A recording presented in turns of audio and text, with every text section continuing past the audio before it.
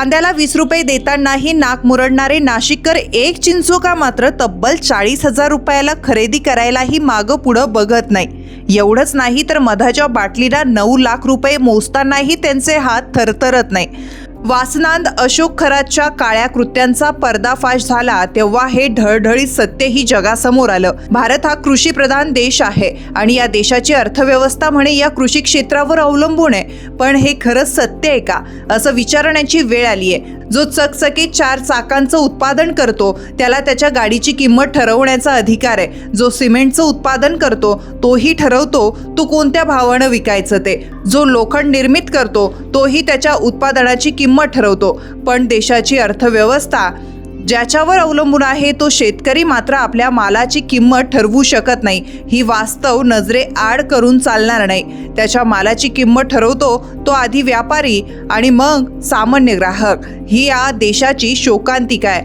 40,000 रुपयाला एक चिंचोका विकत घेणारा सर्वसाधारण म्हणणारा व्यक्ती 1 किलो कांदा 20 रुपये भावानं विकत घेतानाही 4 वेळा विचार करतो।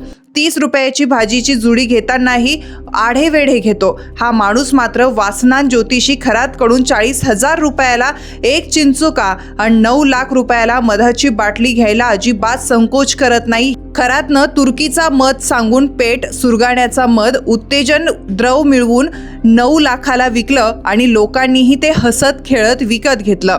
ज्यावेळी खरातचं काळं साम्राज्य जगासमोर उघड झालं तेव्हा मात्र हजारो लाखो रुपये मोजणाऱ्यांची पायाखालची वाळू घसरली। काय करावं आणि काय नाही असं त्यांना झालं। विषय खरातचा नाहीये, विषय आहे मानसिकतेचा। जी भाजी रोज जेवणात लागणार आहे आणि ज्यानं ती पिकवली त्याला 2 पैसे जास्त गेले तर कुठं बिघडतं?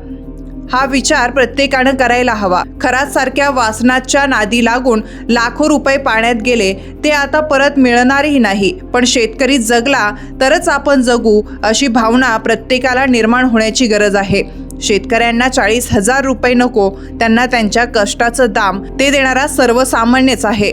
खरात सारखे भोंदू पोचण्यापेक्षा एखाद्या शेतकऱ्याला 2 पैसे जास्त दिले तर तो नक्कीच दुवा देईल। कारण प्रश्न असतो त्याच्या लेकीच्या लग्नाचा आणि पोराच्या शिक्षणाचा।